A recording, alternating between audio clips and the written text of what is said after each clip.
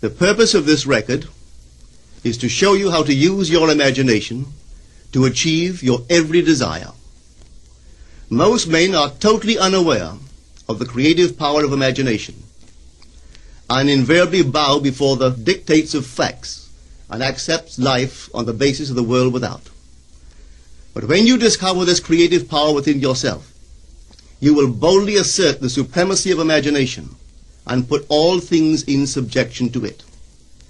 When the man speaks of God in man, he is totally unaware that this power called God in man is man's imagination.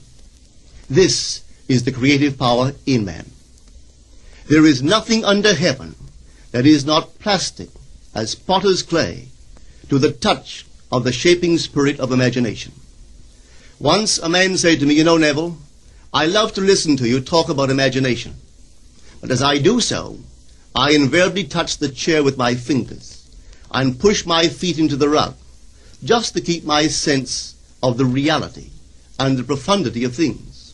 Well, undoubtedly he is still touching the chair with his fingers and pushing his feet into the rug. But now let me tell you another one who didn't touch with her fingers and didn't push that foot of hers onto the board of the streetcar. It's the story of a young girl, just turned 17. It was Christmas Eve, and she is sad of heart. For that year, she had lost her father in an accident, and she's returning home to what seemed to be an empty house. She was untrained to do anything, so got herself a job as a waitress. This night is quite late, Christmas Eve. It's raining. The car is full of laughing boys and girls home for their Christmas vacation. And she couldn't conceal the tears. Luckily for her, as I said, it was raining. So she stuck her face into the heavens to mingle her tears with the rain. And then, holding the rail of the streetcar, this is what she did. She said, "This is not rain, but this is spray from the ocean. And this is not the salt of tears that I taste, but this is the salt of the sea in the wind. And this is not San Diego.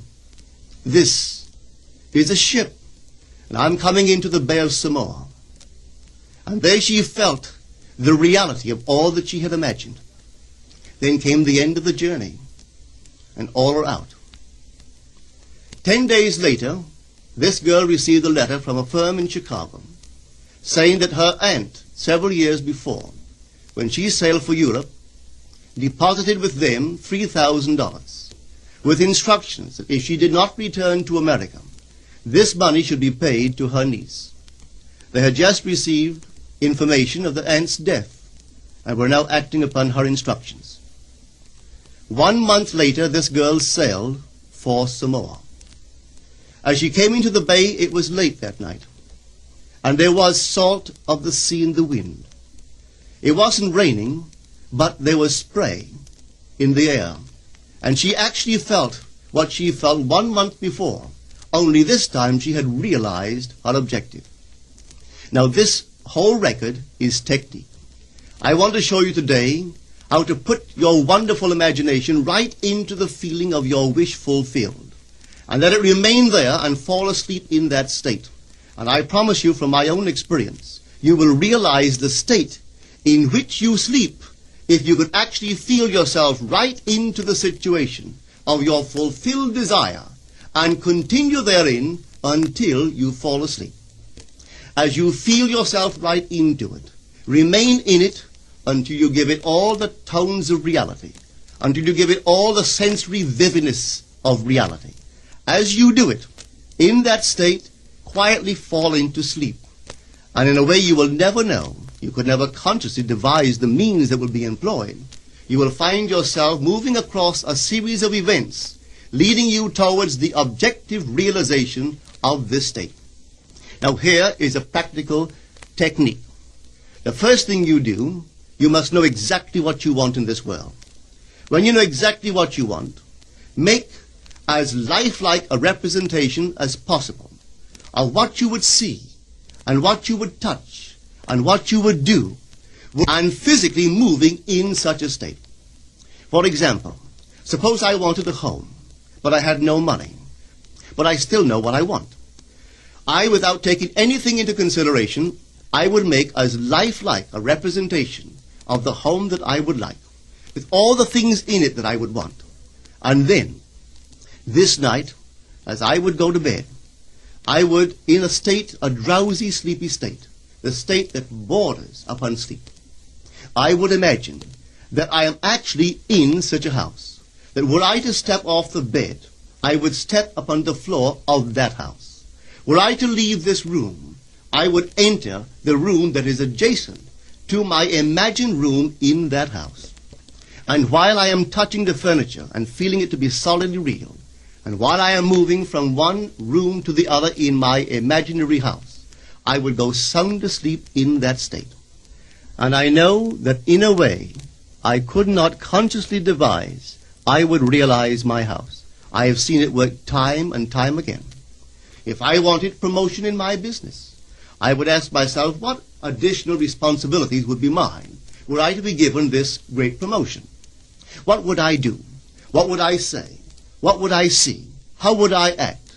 And then in my imagination, I would begin to see and touch and do and act as I would outwardly see and touch and act were I in that position. If I now desired the mate of my life, were I now in search of some wonderful girl or some wonderful man, what would I actually find myself doing that would imply that I have found my state? For instance, suppose now I was a lady. One thing I would definitely do, I would wear a wedding ring. I would take my imaginary hands, and I would feel the ring that I would imagine to be there. And I would keep on feeling it until it seemed to me to be solidly real. I would give it all the sensory vividness I am capable of giving anything. And while I am feeling my imaginary ring, which implies I am married, I would sleep. This story is told us in the Song of Songs, or the Song of Solomon. It is said, "At night on my bed, I sought him whom my soul loveth. I found him whom my soul loveth, and I would not let him go, until I brought him into my mother's house, right into the chamber of her that conceived me." If I would take that beautiful poem and put it into modern English, into practical language, it would be this: while sitting in my chair, I would feel myself right into the situation of my fulfilled desire. And having felt myself into that state, I would not let it go. I would keep that mood alive, and in that mood I would sleep.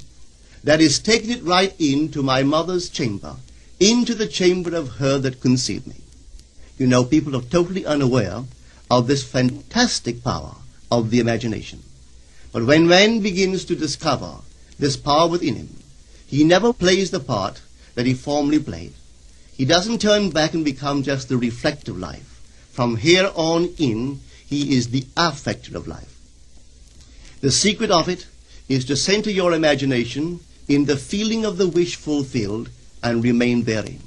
For in our capacity to live in the feeling of the wish fulfilled lies our capacity to live the more abundant life.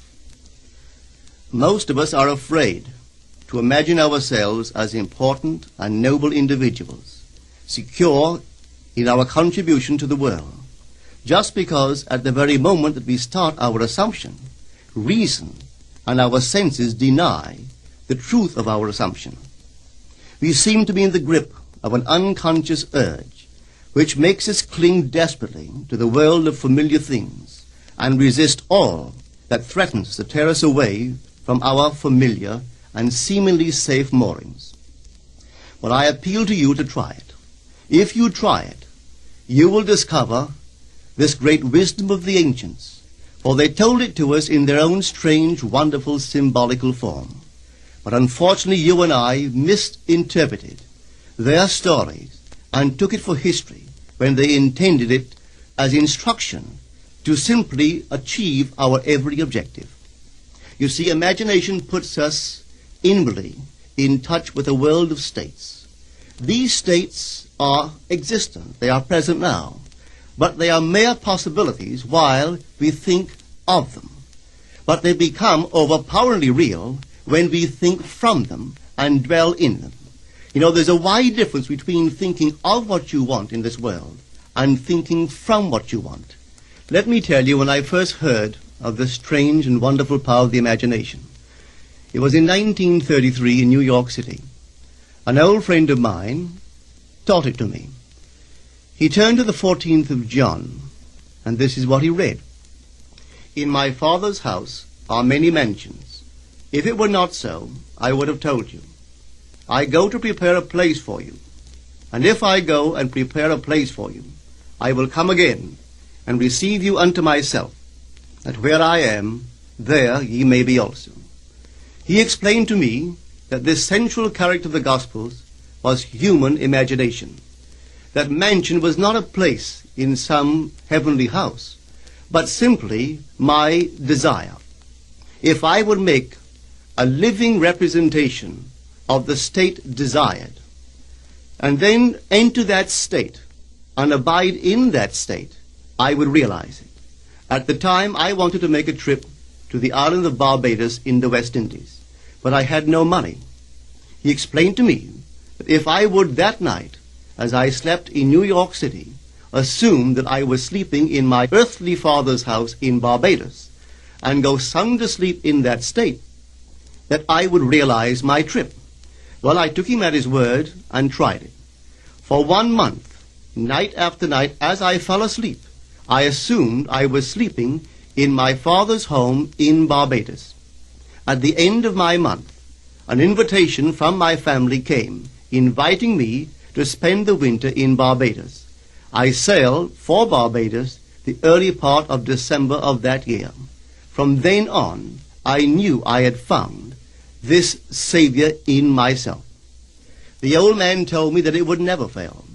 Even after it happened, I could hardly believe that it would not have happened anyway. That's how strange this whole thing is. On reflection, it happens so naturally. You begin to feel or to tell yourself, well, it would have happened anyway. And you quickly recover from this wonderful experience of yours. It never failed me if I would give the mood, the imagined mood, sensory vividness. I could tell you unnumbered case histories to show you how it works. But in essence, it's simple. You simply know what you want. When you know what you want, you're thinking of it. That is not enough. You must now begin to think from it. Well, how could I think from it? I am sitting here, and I desire to be elsewhere. How could I, while sitting here physically, put myself in imagination at a point in space removed from this room and make that real to me? Quite easily. My imagination puts me in touch inwardly with that state. I imagine that I am actually where I desire to be. Now, can I tell that I am there? There is only one way to prove that I am there. For what a man sees when he describes his world is as he describes it relative to himself. So what the world looks like depends entirely upon where I stand when I make my observation. So if, as I describe my world, it is related to that point in space I imagine that I am occupying, then I must be there. I am not there physically, no, but I am there in my imagination. And my imagination is my real self. And where I go in imagination and make it real, there I shall go in the flesh also. When in that state I fall asleep, it is done. I have never seen it fail. So this is the simple technique on how to use your imagination to realize your every objective. Here is a very healthy and productive exercise for the imagination. Something that you should do daily. Daily relive the day as you wish you had lived it, revising the scenes to make them conform to your ideals. For instance, suppose the day's mail brought disappointing news. Revise the letter. Mentally rewrite it and make it conform to the news you wish you had received. Or suppose you didn't get the letter you wish you had received. Write yourself the letter and imagine that you received such a letter. Let me tell you a story that took place in New York not very long ago. In my audience sat this lady who had heard me numberless times. And I was telling the story of revision. that man, not knowing the power of imagination, he goes to sleep at the end of his day, tired and exhausted, accepting as final all the events of the day. And I was trying to show that man should, at that moment, before he sleeps, he should rewrite the entire day and make it conform to the day he wished he had experienced. Here is the way a lady wisely used this law of revision. It appears that 2 years ago she was ordered out of her daughter-in-law's home. For 2 years there was no correspondence. She had sent her grandson at least 24 presents in that interval, but not one was ever acknowledged. Having heard the story of revision, this is what she did. As she retired at night, she mentally constructed 2 letters. One she imagined coming from her grandson, and the other from her daughter-in-law.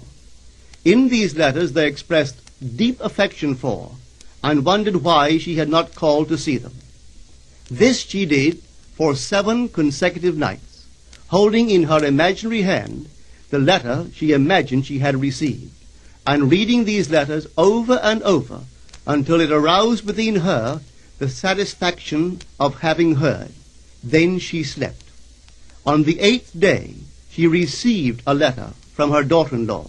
On the inside there were 2 letters, one from her grandson and one from the daughter-in-law. They practically duplicated the imaginary letters that this grandmother had written to herself 8 days before. This art of revision can be used in any department of your life. Take the matter of health. Suppose you were ill. Bring before your mind's eye the image of a friend. Put upon that face an expression which implies that he or she sees in you that which you want the whole world to see. Just imagine he is saying to you that he has never seen you look better, and you reply, I have never felt better. Suppose your foot was injured. Then do this. Construct mentally a drama which implies that you are walking, that you're doing all the things that you would do if the foot was normal, and do it over and over and over until it takes on the tones of reality. Whenever you do in your imagination that which you would like to do in the outer world, that you will do in the outer world. The one requisite is to arouse your attention in a way and to such intensity that you become wholly absorbed in the revised action. You will experience an expansion and refinement of the senses by this imaginative exercise, and eventually achieve vision in the inner world. The abundant life promised us is ours to enjoy now, but not until we have the sense of the Creator as our imagination can we experience it. Persistent imagination, centered in the feeling of the wish fulfilled, is the secret of all successful operations. This alone is the means of fulfilling the intention. Every stage of man's progress is made by the conscious, voluntary exercise of the imagination. Then you will understand why all poets have stressed the importance of controlled, vivid imagination. Listen to this one by the great William Blake. In your own bosom you bear your heaven and earth, and all you behold, though it appears without, it is within, in your imagination, of which this world of mortality is but a shadow. Try it, and you too will prove that your imagination is the Creator.